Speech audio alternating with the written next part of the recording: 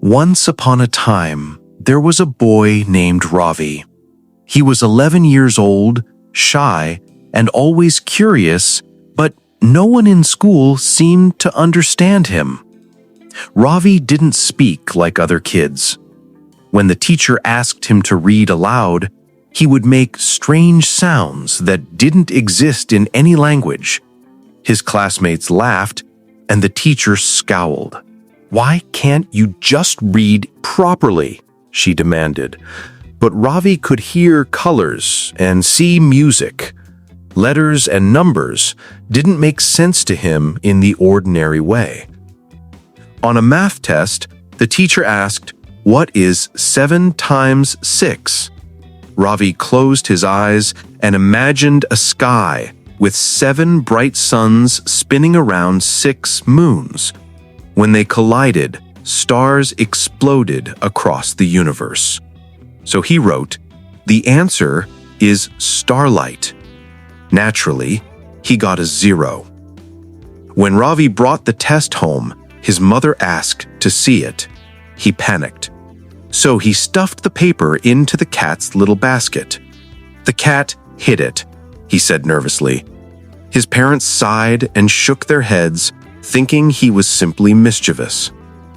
Ravi's father compared him to his older sister, Mira, the school's top student.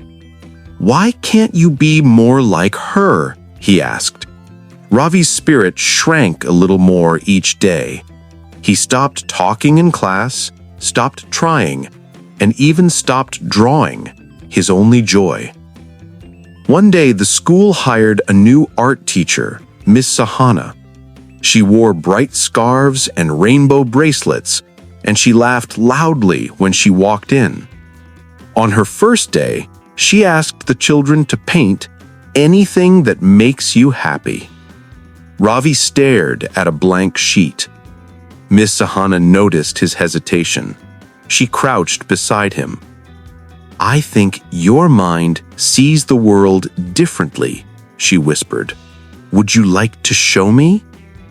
Ravi hesitated, then slowly lifted his brush. He painted the music he heard: red for violins, blue for water drops, golden sparks for laughter. The strokes flowed like sunlight on waves. Miss Sahana gasped, "This is incredible!" Over the next weeks, she worked with him one-on-one. Letters became shapes he could trace with his fingers. Numbers became patterns he could step through on the floor. Slowly, his confidence returned. At first, classmates still mocked him. "You're weird," they laughed. But Ravi ignored them. He only listened to the colors, the sounds, the movement. Then came the school exhibition, where students showcased their best work. Ravi chose a quiet corner under an old tree by the playground. He painted a magical forest where rivers hummed, trees danced, and the animals spoke in colors. When the judges arrived, they were stunned. Ravi's painting wasn't just art, it was a world. He won first prize.